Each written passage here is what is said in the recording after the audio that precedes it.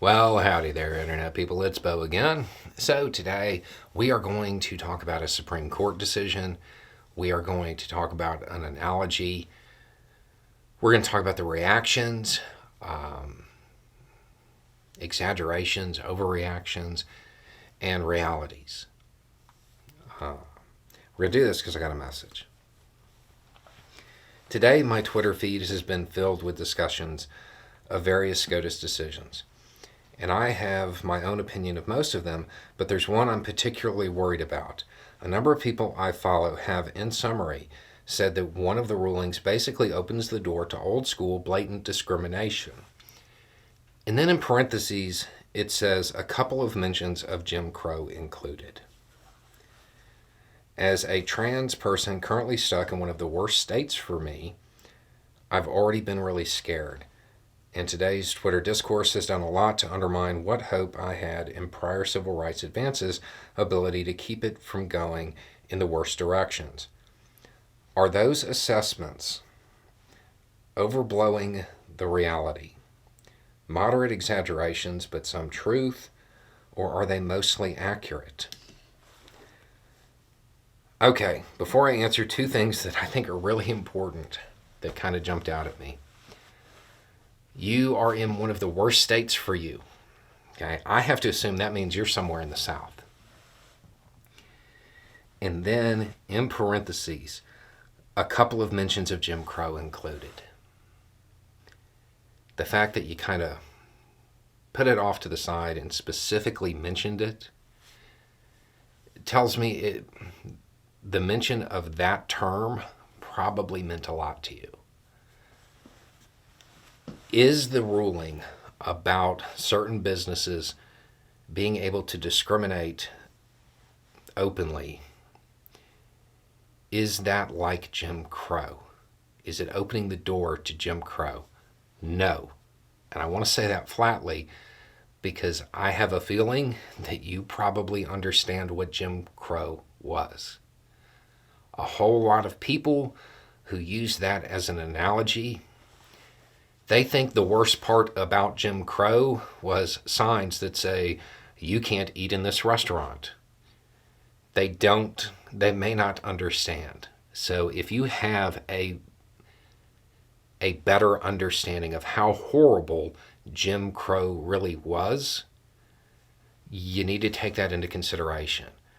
A lot of the analogies that get made with that, they're not good. A lot of them don't understand that those laws, without those laws, the intimidation and everything else that was horrible that was happening in the South wouldn't have happened. They see it solely through the lens of access to restaurants and water fountains.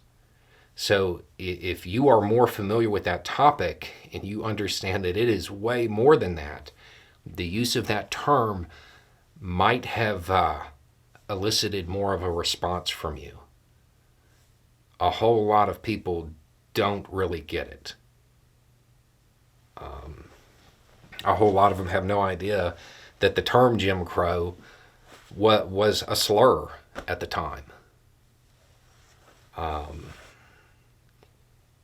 Their view of it is less than accurate. So that is not a good analogy for this. That being said, are they overreacting? No, not at all. They used a bad analogy, but they're not overreacting. I don't know that you really can overreact. It's really hard to overreact to the highest court in the land saying that this group of businesses that is really ill-defined has the right to discriminate against you openly. Okay?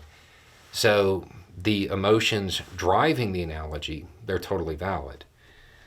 Now, the other thing is that it is a limited set of businesses. The problem is it's really ill-defined.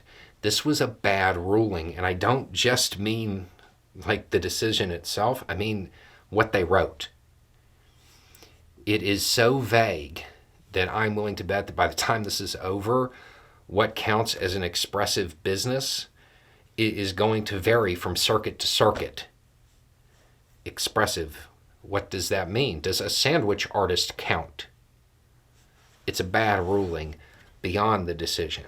And because it's vague, there are unknowns. The unknown causes fear. So that amplifies the very justified fear that already exists. So there's a lot of emotions with this one. If you're looking specifically at this ruling, this in theory should be limited to ad companies, maybe photographers, things you would associate with freedom of speech. And companies that's their product, well, they can say they don't want to work with a certain group of people. Whatever that group of people is, to be clear, it's not limited to LGBTQ people. It's super broad. In fact, I've already seen people does this open the door to discriminating based on race as well? And the way the ruling's written, we don't know. It's a horrible ruling. So, it's not Jim Crow. That's not what's starting.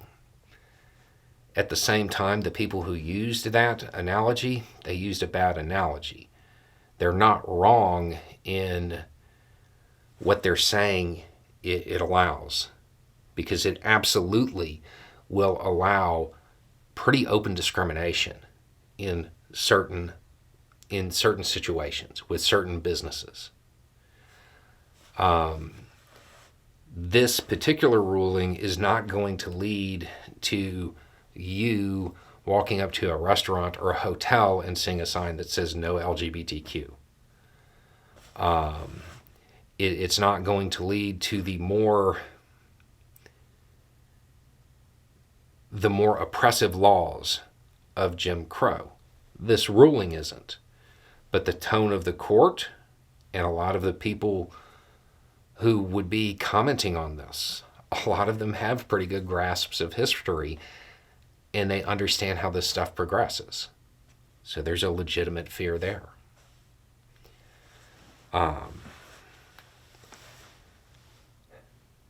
It's not a good ruling. It's just not Jim Crow. You might want to go back, remove the personal associations you have with that term, if I'm right about that, and then read it again. Okay, the ruling is bad. It's horrible, but it's not Jim Crow.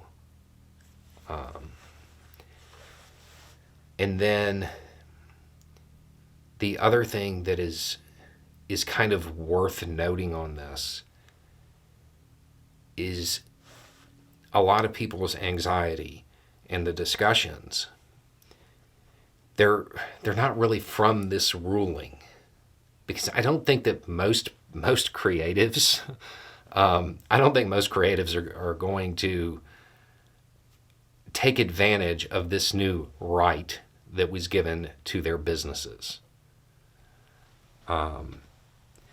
I think a lot of the anxiety is coming from the fact that this was decided in this way, and there are going to be a lot of cases that are going to end up before the Supreme Court that are very much going to actually mimic Jim Crow, that are going to be that oppressive.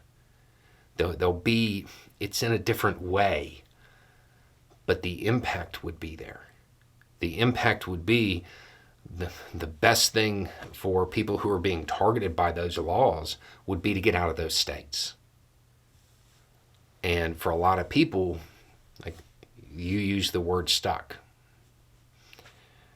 Either your job has you there and you can't leave, or you don't have the means, or I get it.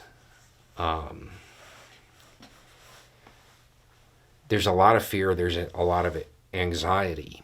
So I would say there's a lot of reaction, but I don't think, I don't think it's people intentionally misinforming, which is, I think it's more based on the emotion of it and where it goes from here. And I think that's the concern. And the terms that get thrown out, like I said, I reading this, I feel like the term Jim Crow probably meant more to you than the people who were using it.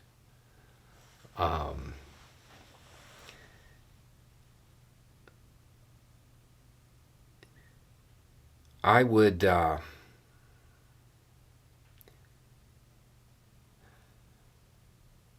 acknowledge that the fear is real. It's not unjustified. What people are worried about, it doesn't happen with this ruling, but this ruling set a tone. And so the fears that they're expressing, they're justified. Anyway, it's just a thought. Y'all have a good day.